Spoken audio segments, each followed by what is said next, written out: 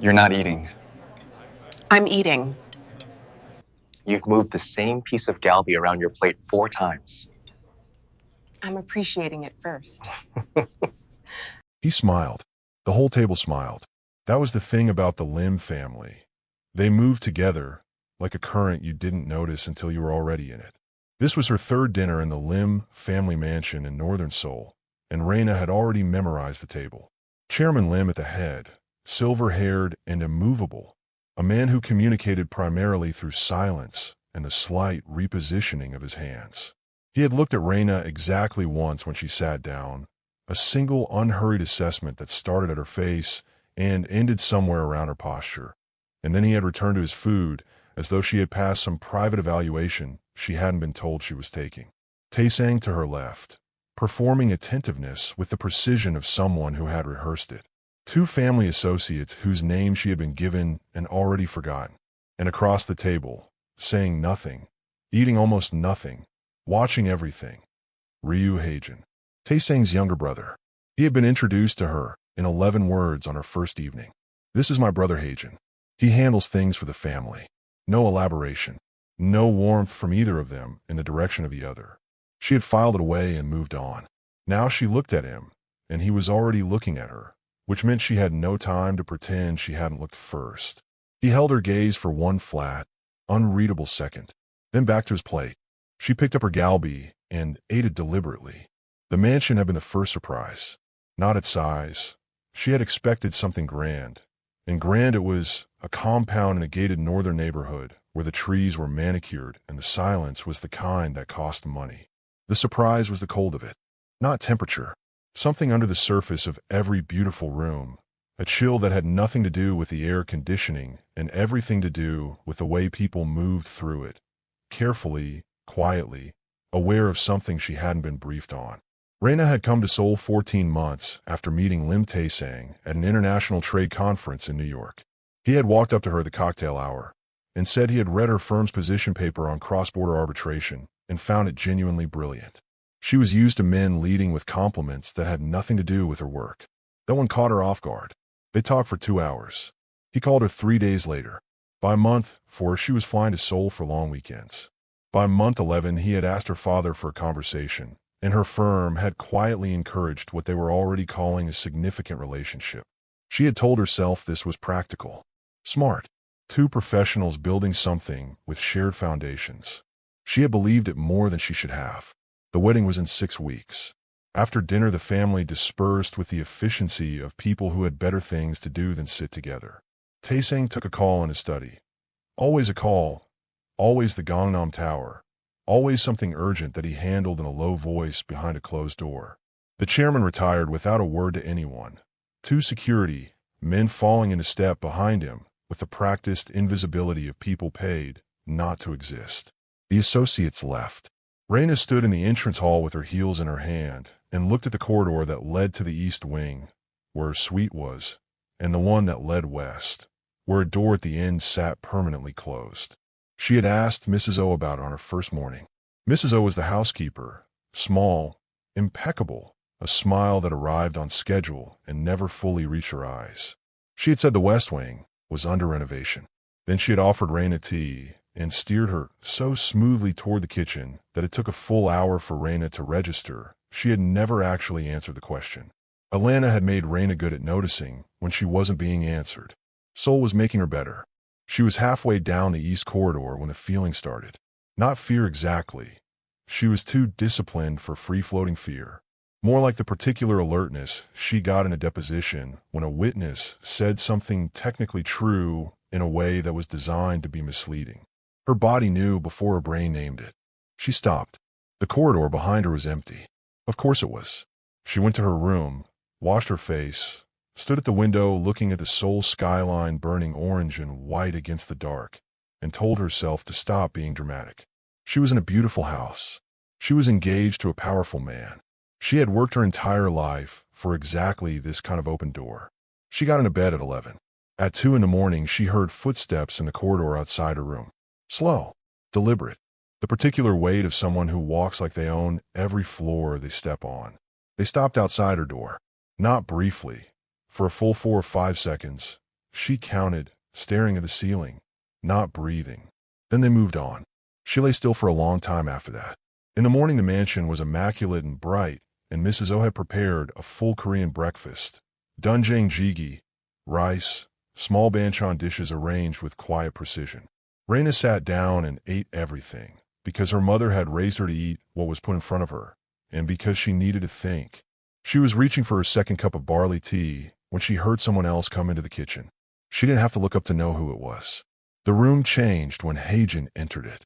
Not dramatically, just a shift in air, the way a space rearranges itself around someone with enough gravity. He went to the coffee maker, poured without speaking, and leaned against the counter facing the window. The silence lasted almost a minute. Then Reyna said, "You watched me the entire dinner last night." He didn't turn around. "I'll watch everyone." That's not a denial. He turned then, looked at her with those flat, careful eyes. You notice a lot for someone who just arrived. She wrapped both hands around her tea. "I notice everything. Always have." She met his gaze directly. "Is that going to be a problem?" He studied her for a moment longer than was comfortable. Then he picked up his coffee, walked toward the door, and said without looking back, "Ask me that again in a week." He was gone before she could answer. Reyna sat very still in the silent kitchen, the barley tea warm between her palms, and felt with absolute certainty that she had just been warned about something. She just didn't know what yet. If you're already hooked on Reyna and whatever Haejun just walked away from saying, drop a comment and let me know what you think he meant by that. I want to know who's following this story. Also hit that subscribe button if you haven't done that yet. By day 5, Reyna had a system. She woke before the house did, came downstairs while the kitchen still smelled only of cleaning solution and night air, made her barley tea, and sat at the counter with her phone and her thoughts before the day arranged itself around her. Some mornings Haejun was there. Some mornings he wasn't. She told herself it didn't matter either way. She was getting better at telling herself things. Taesang had given her a schedule, a word she was beginning to resent. Tuesdays and Thursdays were for meeting family associates and their wives. Lunches in Gangnam restaurants, so beautiful they made conversation feel unnecessary. Wednesdays he took her to the tower, showed her his office, let her stand at the floor-to-ceiling windows and look at Seoul the way you looked at something you were being offered. Fridays were his.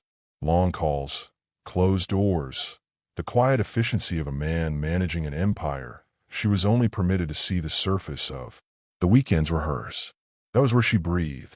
On Saturday, she took herself to Insadong alone. She walked slowly through the market, bought a small ceramic cup she didn't need, ate tteokbokki from street stalls standing up and burned her tongue and didn't care. An older woman selling handmade fans looked at her with open curiosity and then said something in Korean that Reyna didn't catch. The young woman beside the stall translated without being asked. She said, "You have a very calm face for someone who looks like they're carrying something heavy." Reyna bought 2 fans. She was walking back through the narrow market lane when she heard his voice behind her. "You didn't tell anyone you were leaving." She kept walking. "I didn't know I needed permission." Haejun fell in a step beside her without invitation. He was dressed like he always dressed. Dark jacket. Nothing that announced him. The kind of clothing that made him disappear in a crowd except for the fact that he was completely impossible to miss. "You don't need permission," he said. "You need to know who else might be watching you leave." She stopped walking, turned to look at him. "Is someone watching me leave?" He looked at a stall across the lane for a moment, then back at her. "I swept the route before I followed you. We have time, but not unlimited time." That was not reassurance. That was information. She started walking again, and he stayed beside her. They ended up at a Pojangmaka, near Gyeongbokgung. The tent stall was warm and low-lit. A grandmotherly woman behind the counter who looked at Haejun and then at Reyna and raised one eyebrow with the universal expression of a woman who has seen everything. She put soju and 2 glasses down without being asked. Reyna pushed her glass toward the center of the table. "Talk to me like I'm an adult." Haejun poured his glass, didn't drink it. "You are an adult. Then act like it. Something is wrong in that house, and you know what it is, and you've been orbiting me for 5 days dropping half sentences." She held his gaze steadily. "I'm an attorney. I build cases for a living. I already have more than you think I have. So you can either help me understand what I'm looking at or I start drawing my own conclusions." Something shifted in his face. Not softening exactly. More like a door opening an inch to check the weather. What do you already have, he said. A journalist who wrote 3 pieces about your family and then stopped writing entirely. A car that parks below my window every night and doesn't belong to your security detail because your security detail uses black Hyundais, and this one is a gray Kia with a rotating 2-man team. She tilted her head. I counted 3 different drivers in 5 days. That's not private security. That's surveillance rotation. A business associate who knew my name before your brother introduced me. And a West Wing door that Mrs. O has changed the subject about twice now. She paused. Should I keep going? Haejun looked at her for a long moment. Outside, the Pojangmaka Seoul moved and hummed and went about its business. No, he said quietly. You don't need to keep going. He didn't tell her everything that day. She understood later that he was measuring something, not whether she could handle it. He seemed to have settled that quickly enough, but whether telling her would protect her or accelerate the danger. He told her enough. The Lim Group was real. The business was real. The tower in Gangnam, the holdings, the international portfolio, all real. And underneath all of it, running parallel for 3 generations, was something else entirely. Money that moved in ways that didn't appear in filings. Problems that were resolved in ways that didn't appear in any record at all. A structure that had survived this long because it was careful, because it was connected, and because the people inside it understood that loyalty was not optional. She asked him where he fit into it.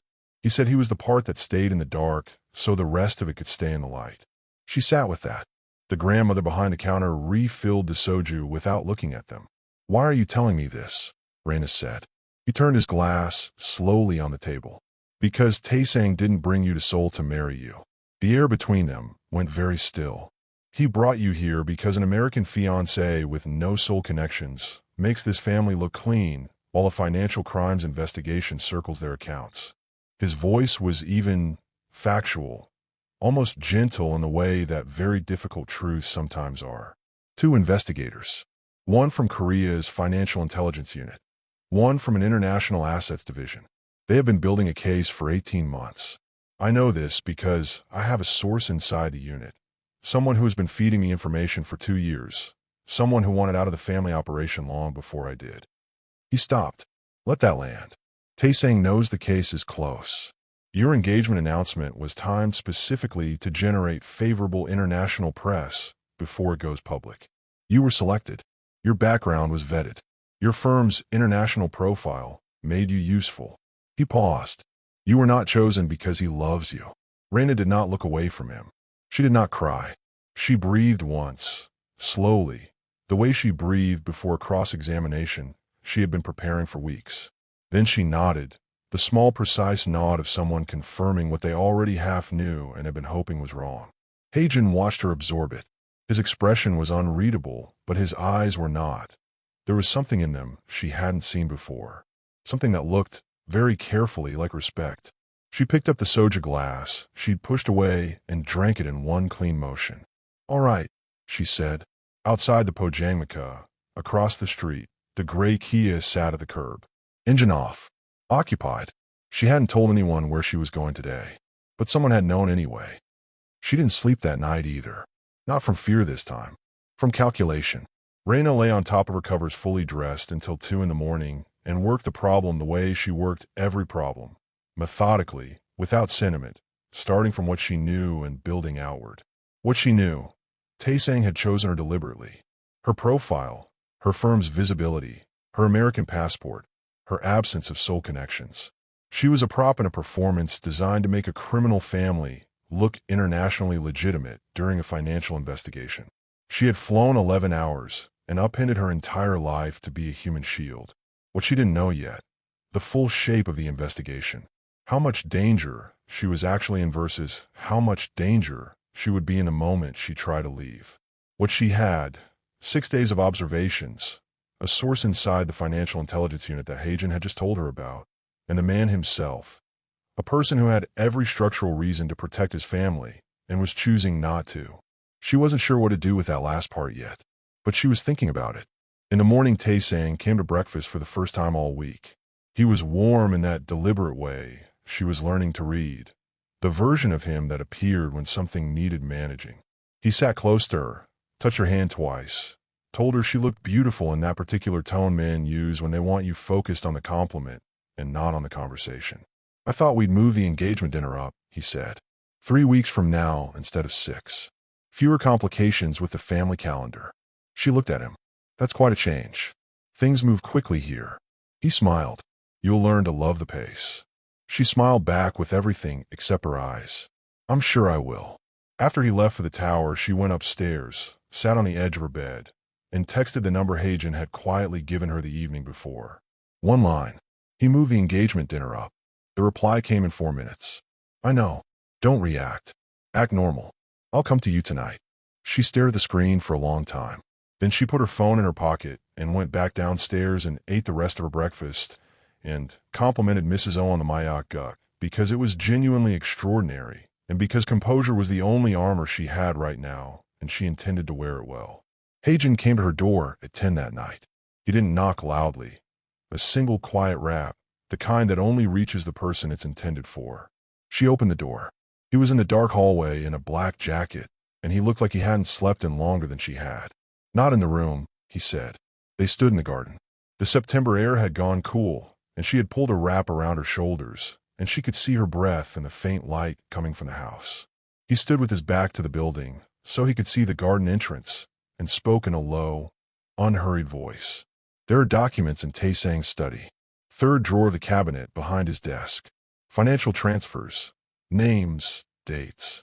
If you can photograph enough pages, it would be sufficient, in combination with what my FIU contact can provide, to give investigators the connective tissue they have been missing. He paused. Not enough to convict on its own. Enough to authenticate what they already have and push the case to the point where it moves publicly. Once it moves publicly, you are no longer a useful asset to the family. You become a liability to prosecute, and prosecuting you would require them to expose everything they want to protect. She processed that. So the documents don't save me directly. The documents make it costlier to come after you than to let you go. That was a meaningful distinction, and she appreciated that he made it clearly. Thursday morning, she said. Taesang leaves for the tower by 6:30. I've heard his car every morning this week. Haejun was quiet for a moment. Thursday works. I'll make sure the corridor is clear. You'll have the study to yourself from 6:40 until Mrs. O's cleaning round at 9. He paused, and something in the pause had a weight she noticed. Move fast. Don't linger. She looked at him. You've already thought about this. He held her gaze. I've been thinking about it since the day you arrived. Something moved through her chest at that. Warm and inconvenient and very badly timed. She filed it somewhere she could address later and kept her voice level. They stood close enough in the cool dark that she could see the scar along his jaw clearly. A thin silver line from the corner of his jaw toward his ear. She had been curious about it for days and told herself not to ask. She asked anyway. The scar. He didn't tense. I was 19. I handled something for the family that I should not have handled. The other man looked worse. A pause. I told myself it was the last time. Then I told myself that again. Several more times after that. But you kept doing it. I kept doing it. She looked at him. Why are you stopping now? He was quiet for long enough that she thought he wouldn't answer. Then he said, because you looked at me at that dinner table on your first night, and I could tell you already knew something was wrong. And I thought, if she's smart enough to know that on day one, she deserves to know all of it. She held his gaze in the dark. The wrap had slipped off one shoulder, and she didn't fix it. That's a very careful answer, she said softly. The corner of his mouth moved. I'm a very careful man. She went back inside before either of them could say anything else. She stood just inside her closed door for a full minute, one hand flat on the wood, breathing. Thursday was 2 days away. She needed to hold herself together for 2 more days. And if you're watching this at midnight unable to stop, I completely understand. Subscribe if you haven't, because this channel does not do boring stories, and we're just getting started. She didn't know yet that Thursday morning, Taesang would be standing in his study when she walked in. Thursday arrived gray and cold. Reyna was downstairs at 6:45. She had her wrap, her phone, her composure locked in a way she locked it before trials. Tight, flat, unbreakable on the outside regardless of what was moving underneath. Haejun was in the kitchen. One look between them. He gave the smallest nod. The hallway was clear. She had heard Taesang's car on the gravel at 6:28. She moved through the east corridor, turned toward the main hall, kept her footsteps even. The study door was slightly ajar. She pushed it gently, stepped inside, reached for the cabinet behind the desk, and pulled the third drawer. She had her phone up and was photographing the fourth page when Lim Tae-sang said from the doorway behind her, "Good morning, Reyna." Her hands did not shake. That was the only thing she could control in that moment, and she controlled it absolutely. She turned around slowly. He was leaning in the doorframe in his full suit, jacket on, car keys in hand. Except the keys were in his right hand, and his left hand was relaxed, and his expression was entirely, terrifyingly pleasant. He had not left. He had pulled his car around the front and walked back through the service entrance while she was coming down the stairs. This had been deliberate. He had known she was coming, and he had arranged it. "What are you looking for?" he said, conversationally, moving toward the desk. She did not step back. "I wanted to look through some of the property documents, the ones related to the family holdings in Gangnam. I thought if I understood the business structure better, it would help me feel more at home here." It was a better lie than a pen. She watched him assess it. His eyes moved once to the open drawer, to her phone in her hand, back to her face. "Those documents are in the tower," he said. "Anything here is administrative." He reached past her and closed the drawer. His arm brushed hers, and she made herself stay completely still. "If you want to understand the business, I can arrange a proper briefing. My assistant can walk you through anything you need." "That will be helpful," she said. "Thank you." He looked at her for one long moment, and in that moment, the pleasant expression thinned, just slightly, just enough for her to see what lived under it. Something cold and absolutely certain of itself. "I want you to feel at home here, Reyna. This is going to be your house. There's no need to look for things on your own." He left. She stood in the study until she heard the front door and then the car on the gravel a second time. Then she looked at her phone. She had gotten 4 photographs before he walked in. Not 6. 4. She went to the kitchen. Haejun was still there. She sat down across from him, put her phone face up on the counter between them, and said very quietly, "He was there." He came back deliberately. He knew. The stillness that came over Haejun's face was not fear. It was the particular stillness of a man understanding that the timeline had just shortened significantly. "How much did you get?" 4 pages. He looked at the photographs. His jaw tightened once. "It may be enough, combined with what my contact already holds. For pages of authenticated transfer documentation with these names on them is connective tissue, not just circumstantial." He looked up at her. "Send them right now, before he does anything with his phone." She was already typing. Her contact at the firm was a senior partner named Ellison, 20 years in cross-border asset litigation, the kind of trust built in late nights, and one very difficult case 3 years ago, where they had each protected the other in ways that went beyond billable hours. She sent the 4 photographs with a single line. "Keep these safe. I will explain everything when I am home. Do not forward anything to any third party until we speak. I need to walk you through the legal position first." She added that last part because she was an attorney and she knew that a senior partner receiving unsolicited photographs of foreign financial records needed a legal framework before touching them, and she was not going to burn Ellison in her rush to survive Seoul. Ellison's reply came in 11 minutes. "File secured offline. Call me when you can. Are you safe?" She typed back. "Working on it. Do not discuss with anyone in the office yet." That evening Tae-sang came to her suite. He knocked once and then opened the door without waiting. She was sitting in the chair by the window, and she looked at him when he entered and said clearly and without heat, "I'd prefer you knock and wait for me to answer, even in your own house." He stopped. Something moved behind his eyes. Not anger, recalculation. He was not used to being told how to move through a space he owned. "Of course," he said after a moment. "My apologies." He sat in the chair near the window without being invited and looked at her with the controlled warmth of a man who had already made a decision and was now managing her response to it. "I think we should discuss the wedding timeline," he said. 4 weeks from now. I know it's fast, but I want you settled here." She looked at him steadily. "Why is it really moving up?" "I told you. The family calendar." Tae-sang. She held his gaze. "You came back to the house this morning. You were there before I walked into that study. You wanted me to know that you knew." She kept her voice even. "So let's not do the family calendar conversation. Tell me what this is actually about." The warmth dropped a degree. Then another. "You have an attorney's mind," he said. "I've always loved that about you." He stood, smoothed his jacket, and smiled at her with his mouth only. 4 weeks. We'll make it beautiful. The door closed. Reyna pressed both palms flat on her thighs and breathed through the anger, because anger right now was a luxury she could not afford. At midnight, she heard one quiet knock on her door. She opened it. Haejun stood in the dark hallway. He had a cut on his lower lip that had not been there at dinner. She pulled him inside before she thought about it. He let her, which told her something. "What happened?" she whispered. "The chairman called me in this evening." His voice was even in the way voices go even when something important has been decided. Taesang told him, "I have been spending time with you outside the compound. The chairman does not issue warnings twice." He looked at her directly, and I told him that I understood. She searched his face. "Did you mean it?" "No." He told her the timeline had moved.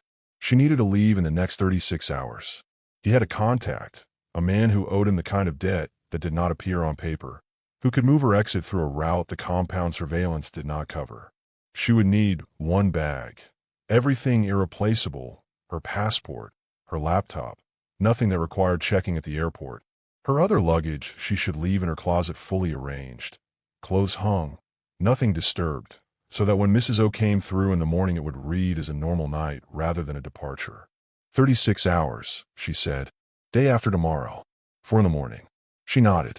Then she looked at the cut on his lip and reached up before she could decide not to and touched the edge of it very lightly with her thumb. He went completely still. "You should put something cold on that," she said.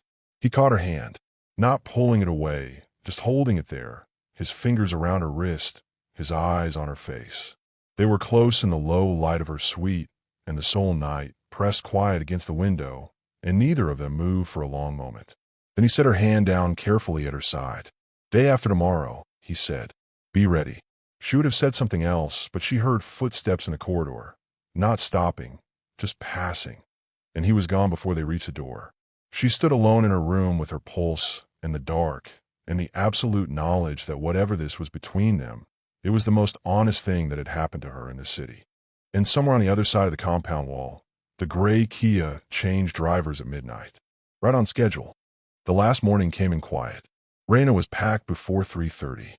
One bag, her passport in the front zip pocket, her laptop wrapped in the center of her clothes. The small ceramic cup from Insidong nested carefully in a folded sweater because she had decided she was keeping it. Her other luggage sat in the closet with everything hung and arranged exactly as Mrs. O would expect to find it. She had even left her second pair of heels by the bathroom door. The room had to read as occupied, not abandoned. She sat at her window in the dark and watched Seoul burn low and orange against the pre-dawn sky and let herself feel it fully, just this once, before she put it away. She had come here with a plan. Practical. Smart. Two professionals building something. She had told herself the story so many times that it started to sound true. Now she was sitting in the dark with one bag and 4 photographs that could help dismantle a dynasty and the memory of a man holding her wrist like he was deciding something and then deciding it and then walking away from it anyway, because he thought that was what honor required. The plan looked nothing like what she had packed for. At 4 the door opened. Not Haejun. Lim Taesang walked in dressed like he was going to a board meeting, jacket buttoned, expression arranged into something that was almost sorrow. He looked at the bag by the door. He looked at her sitting at the window, fully dressed. He nodded once slowly, the nod of a man confirming a suspicion he already had. Behind him in the corridor, she could see one of his security men standing at a distance that was meant to look casual. "I had hoped it wouldn't come to this," he said. She stood up. "Taesang, you're a brilliant woman, Reyna. I mean that." He walked to the center of the room and stopped, hands in his pockets. "But you have taken something that doesn't belong to you and shared it with someone outside this family. And now we are in a situation that I find deeply unfortunate. The only thing I took was the truth. Documents are not the truth. They are pieces of a context you don't fully understand. I understand them precisely." She held his gaze. "I've spent 8 years in financial litigation. I know what those transfer records mean and who they connect to. And the person I sent them to knows how to make sure they reach the right hands." She paused. "You cannot undo that. It's already done." Something crossed his face, fast, cold, the real thing under all that polish finally surfacing without the effort of management. He took one step toward her. The door opened behind him a second time. Chairman Lim walked in. The room changed in a way that even Taesang's presence had never changed it. The chairman moved slowly, He was 68, and he carried his age in his spine, but the authority in the room realigned around him immediately, pulled toward him like everything in the compound always had been. He looked at Reyna with those unhurried eyes that had assessed her on the first night. Then he looked at his eldest son. "Enough," he said. One word, quiet as everything he said. Tae-sang turned. "Father." "I said enough." The chairman looked at Reyna again. Something in his expression was not warmth exactly, but it was not the cold calculation she had expected either. It was something older and more complicated. "Miss Forde." He said her name carefully, with the precision of a man who had learned English formally. "You're going to leave this house this morning, and you are going to do so without further conversation with my son." "Father, she has documents." "What she has," the chairman said, without raising his voice by a single degree, "is already beyond our ability to retrieve. What we do now determines whether this family responds with dignity or with the kind of action that confirms every accusation." He looked at Tae-sang for a long moment. "You chose her poorly. You built this situation. You will stand here and let her leave." Tae-sang's face went through several things in rapid succession. None of them were pretty. He settled on a stillness that looked like composure and was not. He stepped aside. Reyna picked up her bag. Haejun was in the corridor. He had the cut on his lip and a stillness about him that told her the last 2 hours had not been without cost. He took her bag without a word, and they moved through the east corridor and out the side door onto the service path where a black sedan was already running, a man in the driver's seat whose name she was never given. The compound was still dark. In another hour the household would wake, and the morning would begin, and the chairman's decision would either hold or fracture, and she would be far enough away that the answer would reach her as news rather than danger. Haejun put her bag in the trunk. She stood beside the open car door. She had a speech ready. She was an attorney.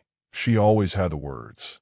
But standing in the gray pre-dawn air with Seoul quiet around them, and the city she had arrived in with such a clean and careful plan spread out in the dark beyond the compound wall, the speech felt constructed and wrong. So she said what was actually true. "You were the only real thing in that house." He looked at her. The scar along his jaw, the careful eyes, 11 years of a life chosen for him rather than by him. And this one choice, this specific one, that he had made for himself. Something in him shifted. She saw it clearly. He stepped toward her. Slowly. No performance in it. She had not stepped back. He kissed her the way she might have guessed he would do everything. Without hesitation once the decision was made. Without any interest in doing it halfway. His hand came up to her jaw, and she reached up and held his wrist, and Seoul went completely quiet around them. And for one moment the compound and the documents and the gray Kia and all of it simply did not exist. When they broke apart, he rested his forehead against hers. His eyes closed. She memorized it. "Go," he said, low and certain, "before the house wakes." "Haejun." "I know." He stepped back, looked at her with everything he was not going to say out loud and did not need to. "I know." She got in the car. She made herself look forward. At the turnout of the compound gate, she looked back anyway. He was standing in the gray light where she had left him, hands in his pockets, watching the car until the gate came between them. Then there was only Seoul. At the airport, she cleared security and found her gate and called Ellison. "I need to walk you through the legal position before anything moves," she said. "Those documents were obtained inside a private study without authorization. We need to establish how they get used without creating exposure for either of us or the firm." Ellison was quiet for a moment. "Already had the same thought. I pulled in Marcus from our international division at 7 this morning. Off the books for now." A pause. "Reyna, these records, with the right authentication and the right jurisdictional argument, this is a significant case. The FIU contact is real and already interested. But we do this properly." "We do this properly," she agreed. She boarded at 6:40. The plane lifted clean over Seoul, and she watched the city drop away beneath her. The Han River catching the early light, the towers, the Pojangmakan near Gyeongbokgung, the compound in the northern hills that had been the most beautiful cage she had ever walked into. She closed her eyes. Her phone buzzed. One notification. A number with no name saved. One message. She opened it. "Don't delete this number." She read it twice. She read it a third time. Outside the window Seoul was gone, and there was only clouds and the vast pale morning sky and the whole long flight back to Atlanta ahead of her. She thought about what she had walked into and what she had walked out of, and who she was now versus who she had been when she packed for this trip with a practical plan and her careful story about two professionals building something. She thought about a man standing in gray light with his hands in his pockets watching her go, and a kiss in a pre-dawn service path that had no audience and no agenda, and was the single most honest moment of her entire time in that city. She did not delete the number. She pressed her head back against the seat, and for the first time in 2 weeks she smiled.